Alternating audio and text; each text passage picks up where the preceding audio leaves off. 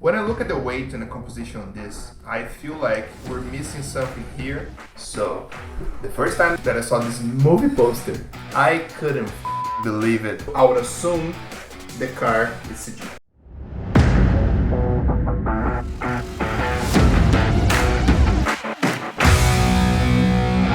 What's up guys, my name is Hugo Ceneviva and welcome to Digital Artist React number 3. On this episode, we're gonna be breaking down 2 different movies and 2 Behance picks. We're gonna start with the movie Black Widow from Marvel, and we're also gonna do the Lord of War, the movie that Nicolas Cage did in 2005. And we also have the 2 Behance picks, okay? So grab your chair, be ready to learn a lot of cool things because this show is special for you. So let's cut to the chase and dive into these images. Woo! Alright, so let's dive in the Black Widow movie poster first, guys. I separate 2 different ones for you guys and we're gonna be able to check it out today and analyze this stuff, okay? So first thing, when I look at this, as you can see, they wanted to accent the Black Widow symbol that is here, that you can see that it's also present on her belt, and it's pretty much they try to keep everything design wise aligned to this direction. So at first glance I like it, but there is some points on this composition and how they did the layout that I'm gonna chat with you guys, and because I think we could approach this in a different way. Okay.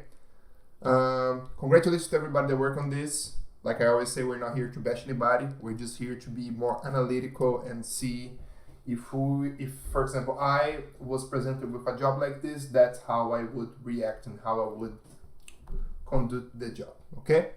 So first thing that I look here is that this bothers me a little bit, the fact that she is kind of cut off the frame. I know they want to keep the lines and everything, but maybe it would give you a more three-dimensional feeling if she had her arms going on this direction and pulling off the crop here.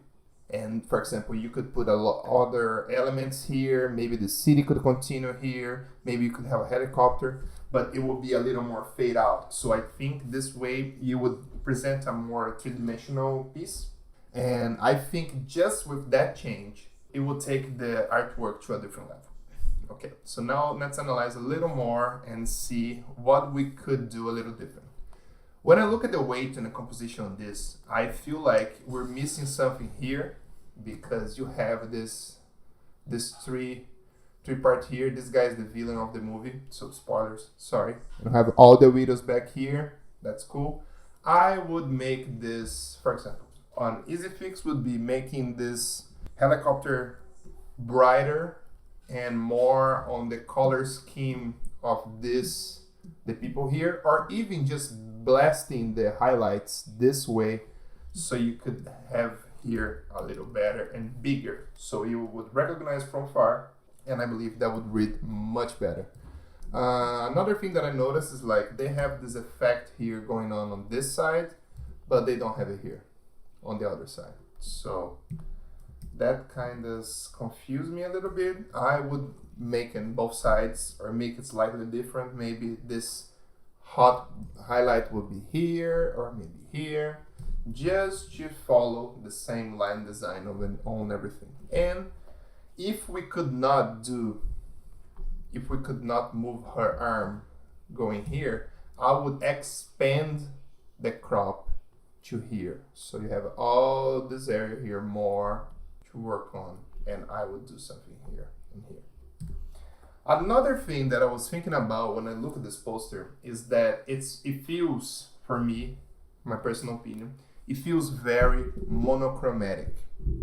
So you have a lot of red all over. I know she's a Black Widow. I know she has red hair. I know it's all everything about her identity, it's red. But that doesn't mean that you have to do all red. So I did a quick color suggestion here. I want to see what you guys think, and I want to explain why. I feel like, and guys, this is I did in 5 minutes, okay? Like, so don't judge me or anything. This is just to show how a different approach could be used. For example, what I did in here, I just did a gradient on this area, and I add some green and cyan to contrast with the red. And I think, and I also brightened up a little bit so you could see with my moves. It changed a little bit, and probably if I was doing this, I would dial back a little bit. But I feel like this makes you read everything easier because it highlights the symbol with the other color present. It's a way to contrast using colors. And you notice that I brought it up a little bit. I kind of killed the reds a little bit with my levels.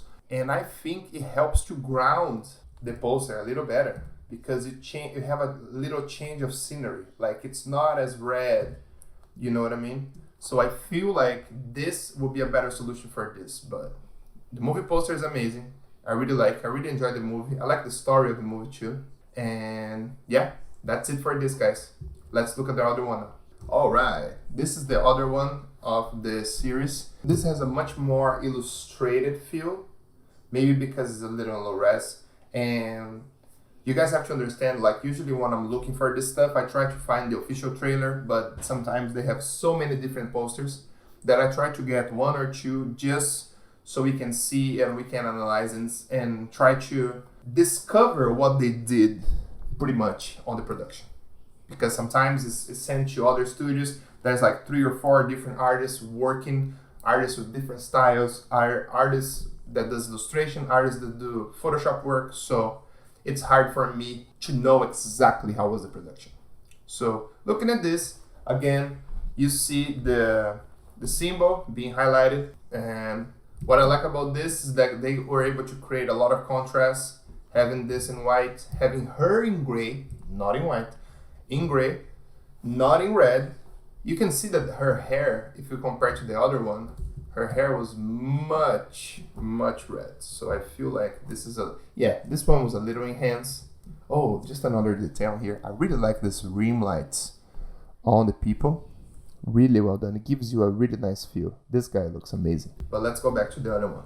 On this one, I feel like the photography work, it's not as high res as the other one. So I cannot judge on the quality of retouching as much just because I feel like this is much lower res than the other one. And I feel like this could use a little more separation here from the characters. Maybe you do a little shadow here, you know? Like you do a little shadow work here just to take them out a little bit. And maybe you can increase this highlight, having a very bright red here invading. That would help separate the planes too. I don't know. I feel like this composition could be improved a little bit, but it's nice. It's a nice design. I just like the other one much more. And again, it's sometimes what is missing on these posters is separation. Like how you compose your image. Maybe a little more love here, you know. But it's pretty cool. I'm not gonna lie, and the movie's cool too. All right, so let's go check it out. The third one, The Lord of War. This movie, guys, this is from 2005. So the first time that I saw this movie poster, I was living in Brazil still. I couldn't fucking believe it. How amazing this design was. Like this blew up my mind completely. And let's just analyze here. So you have this face of Nicolas Cage, right? That you have to rebuild with a bunch of weapon elements and stuff that is related to war. If you guys never saw this movie, Nicolas Cage, he's an arms dealer on this movie, and you can see that he's made by all this crazy cool things. Sometimes it gets so small because I think they try to simulate the pores of the skin, with this texture from the bullets. But it's just what I love this on this is it's simplistic, but at the same time complicated. So you have 1,000 elements going on, but they form a simple shape. So you have his hair here, that is one set of stuff. You have his eyebrows, his eyes, and you see how much shadow work, and they try to work contrast in a nice way, so you are able to read everything, even if it's not that much detail. You see that they follow the lighting of the shot, because they probably shot him this way, and they compose everything over. It's just beautiful. Like, I remember when I saw it, and it's striking. If you look from far, and the closer you get, the more details you see. Which is kind of crazy, because I'm gonna show you guys something really quick here. Like, I was looking at some of my artworks before, and I think me and this poster, we have some sort of association. So let's see, let's put side by side. Look at, this is a piece that I developed a long time ago. This is another one. And when you look at Nicolas Cage here, kind of makes sense, huh? Of course, this is a much, much, much deeper in details. Like, I usually, when I do my artworks, I try to keep it minimalistic and not too many small parts. They went through a crazy range of like super small to a bullet this size. So you have big and small elements, and that's what allows you to create this illusion and shaping a face or shaping an animal or shaping anything, but using the lighting. Because even if you compare to this one here, our lighting was more flat, but on this one, the lighting is a little stronger. As you can see, lighting coming from here, lighting coming from here. Which is funny, I was looking at this poster and I was like, damn, I think I did something similar to this. I did in the future, and like, I swear, back in the day when I saw this poster, guys, I was in college and I was like, I need to learn how to do this stuff. Like, this blew up my mind in such a way that it was incredible. All right, for the Behance picks, we're gonna be looking at this Nike project from Justin Bradman from Los Angeles and from Brent Batchelor from Portland. The reason why I brought this project here for you guys is just to show, for example, when you go into a big production, and there's some things that you can do to translate the style that you want to showcase. Okay, so here we're looking, boom, Nike apparel. It seems like they are in an urban environment. They have this cool clothing, this cool shoes, and you have the two characters there. Okay, let's just pass by and see the images. And okay, we start noticing that is a big range of color happening with cool tones and warm tones. You can see that our talent pretty much travel and mesh throughout the lighting of each environment, which is pretty cool because it gives you a sense of separation. You can see that they highlight the shoes and they highlight the apparel. Just notice, like, the shoe just looks immaculate. Really well done. Some color cast here. Really well done. Some color cast here. You can see that it's not super perfect because it's kind of an urban style. So it's like, even the models, like, they feel more like they're not posing as much. They're like, hey, let's just hang out, walk on the street, and let's see what happens. And you can see like how cool this light leaks they make each scene and how they bring a lot of character to the scene. And you can see how much the location, it's kind of simple, guys. Like, they're doing this, I would say, in a half of corner, but you can see how much they add some smoke here. That was pretty cool to separate the background. It's just a clever work and really well done craft to the images. You can see that they keep these glowing spots, so it helps to guide. You can see that you have this purple here and then it's cut by a yellow. That's one of the advantages of shooting at night, because you can set up the mood depending. Look at this. This is just beautiful. Like you have the cyan here, kind of greenish, and you have this orange yellow feel. And notice, like, they didn't overly retouch everything.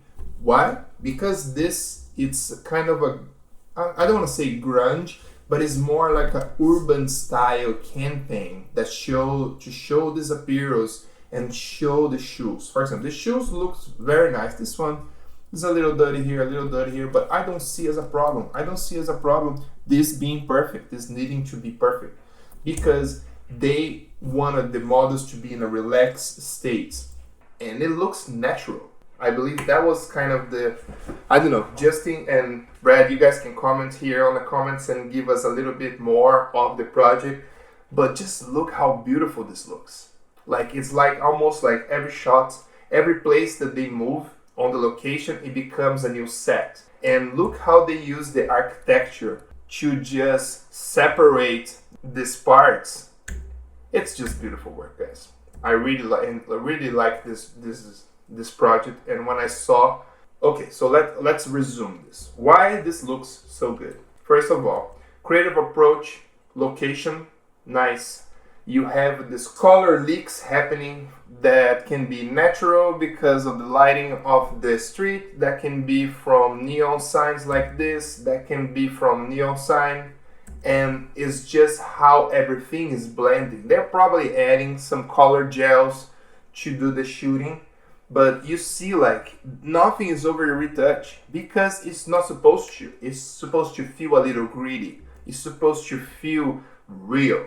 So congratulations, Justin and Brad. You guys killed on this job, and I am very proud of you guys.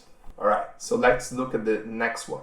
This is a Renault Megane, new Renault Megane from Marine Ponsard from Paris, France, and Chris Noteku. Sorry for the pronunciation, guys. My accent can be bad sometimes, so I'm sorry if I got your names wrong, but I'm showing here on the video, so please correct me in the comments if I made any mistakes. So the interesting thing, I was looking at this project and the list of people that work on, and I saw that the post-production was made by Harvest Digital. Harvest Digital, if you guys don't know, they are a huge studio that does a lot of crazy CG, super realistic CG, and they do a really nice work on mixing photography and CG. So what you're gonna see here is a master work of these people alongside with the amazing photographer that is Chris, and let's check it out, the work, and I'm gonna try to some way somehow discover how they did this. So knowing that Harvest Digital was working on the post-production, I am assuming that would be more like a Recon Farmhouse or all these big automotive studios that combine CG and photography together. I'm gonna give you my best guess. I don't know. I didn't see any making up about this. So if you guys are, the people that are working on this, anything for Harvest Digital, if you can comment on the comment section below, that would be nice so we can learn a little more. Boom. Okay, so let's dive in. First thing, we have this beautiful location, which I believe is real. We have this model, which I believe is real. I believe everything that is around the house is real. At first glance, this sky looks so much beautiful that I was like, okay, this might be a sunset or something that they're doing. But knowing that that was Harvest Digital, I would assume the car is CG. Now we're gonna try to go through the other images to see if that's the case or not. Okay, so we're looking at this image. You see that contact shadow there is very nice. You have the reflection of her there. She's grounded, nice. They have reflections of the car there, and you still have this beautiful sky. Okay, my guess would be that they use a real sample car there, which is, it can be even the new Renault, but not the final version. And I believe they added a CGI car matching the lighting, and probably using a HDR of the whole location to create these reflections, to create all these caustics here, everything that is reflected around it. That would be my guess. And also this is CG. That would be my guess. So let's see the other image. On this one, same thing. I think everything is real. Maybe the sky, I don't know, the sky kind of worries me a little bit because it's such a nice sky. Like, it almost looks fake, but I don't know. This one I think is CG because the car is just too clean. It's too clean. Maybe if it was real, they would have a little more dirt on it. But you see how they match the highlight here with the highlight of the person, and it's photorealistic work. It's amazing. This one is a very cool shot, but there's some points that it kind of makes me wonder. For example, if this part here, if the benches, not the front's fine, the model's fine, I feel like this part here and this part here is CG. Why? Because of how this looks here on the edge. Yeah, I think so. That would be my guess. And it seems like this can be CG and they add the background here. Next one, really nice. The reflection here sells it that she is there.